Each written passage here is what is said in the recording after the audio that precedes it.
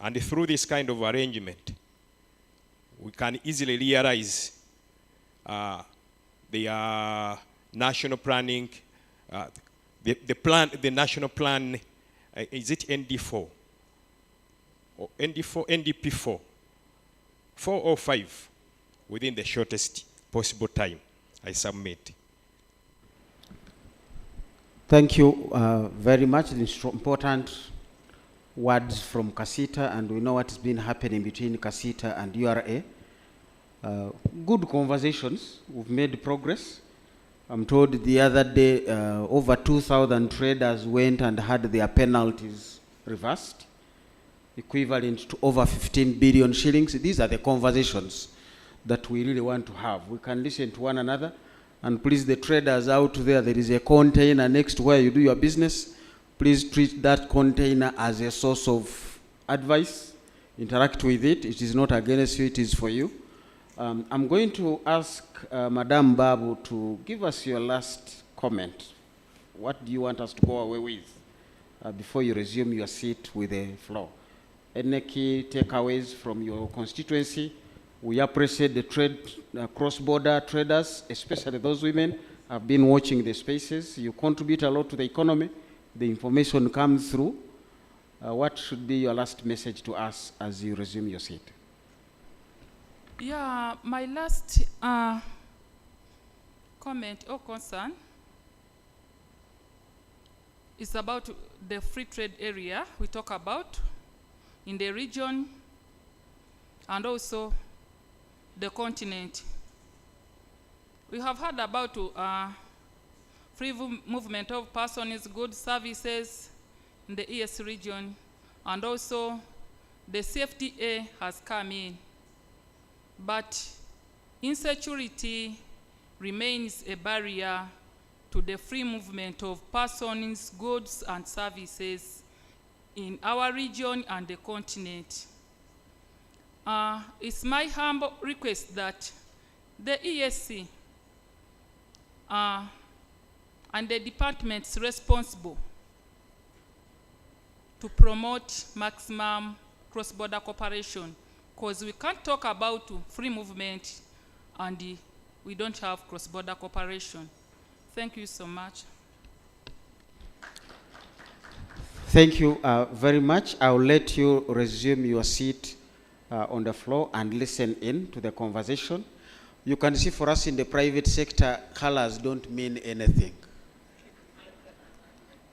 She's into her business. So she expects both the leaders of opposition who are in red and those in government who are in yellow to offer her free space to do what she does best. And she has communicated that message to you in a very, very clear message. All she needs, trading within the East African region and representing the women that she does. Mr. Suna.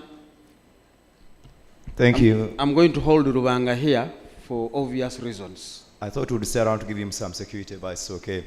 My parting shots, one is that we have made substantial progress as the community and as a country in terms of legislative approaches and institutions to try and address tax leakages, but a few challenges remain. The global economy is evolving, especially when it comes to complexities in financial transactions.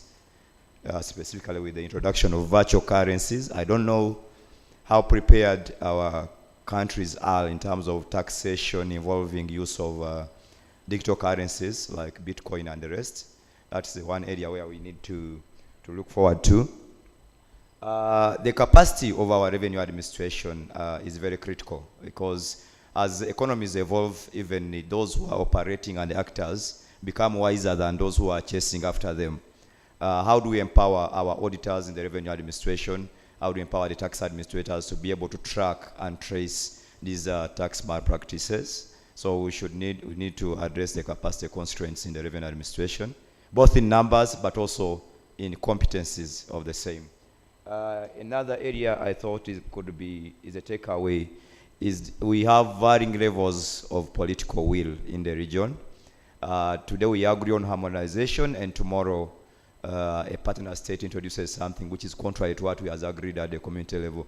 So someone told me there is no school that teaches political will, but I think it's an important aspect if we are to achieve and are able to close these tax loopholes which cause illicit financial flows. I submit and thank you. Thank you. Hand clap for Mr. Suna as he resumes his seat. Where is Mrs. Hilda Mukuru Tumohe, who is policy analyst debt and aid from Siatini. I'm now introducing the next panel, but remember your questions are going to still be picked up. All the panelists are still in the house.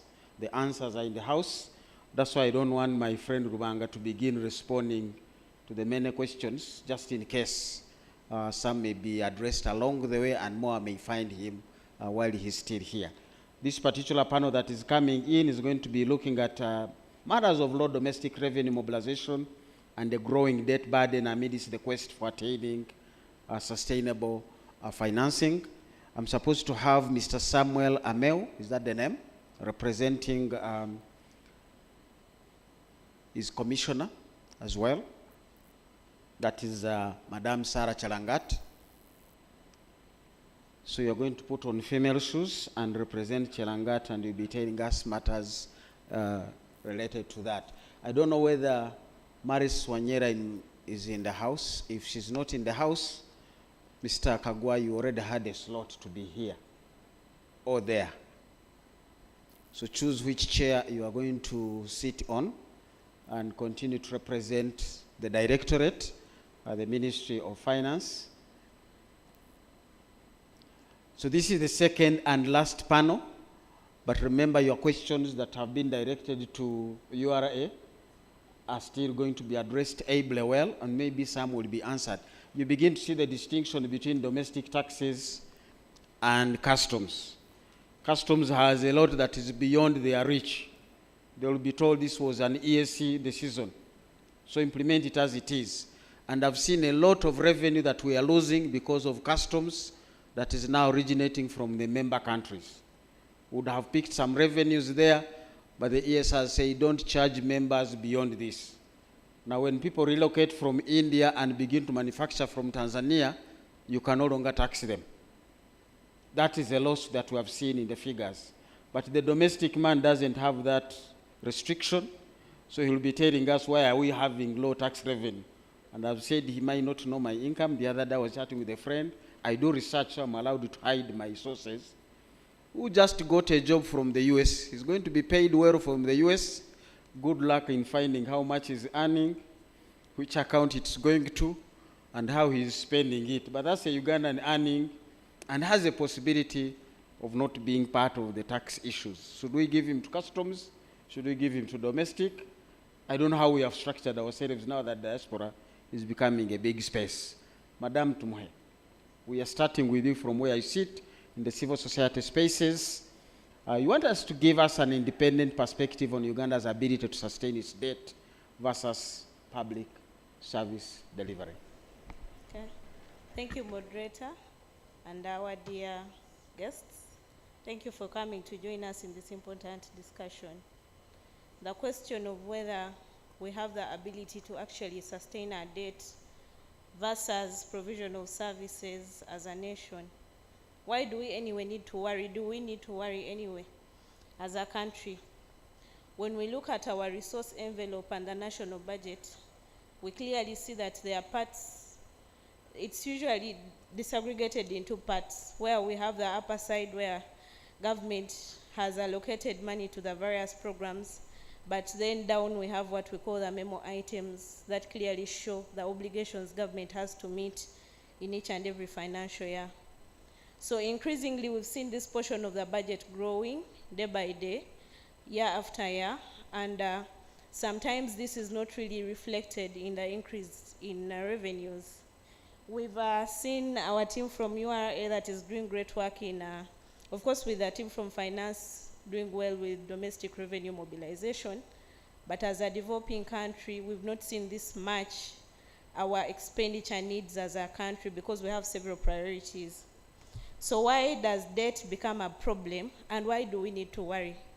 Despite the fact that finance still tells us that our debt is sustainable, we clearly see that the increasing debt burden is actually affecting the ability of government to finance the various programs and the various priorities under the nation.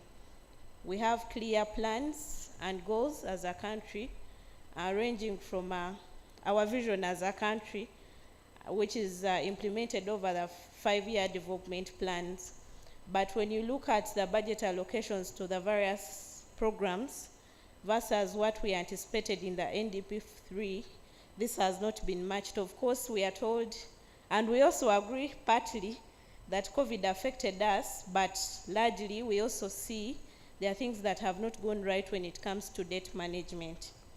So in this particular financial year, when it comes to debt, we've seen increasingly the share of domestic debt growing high day by day, and sometimes government is not having enough cash to actually pay off the existing maturities, so they opt to roll over some of these funds.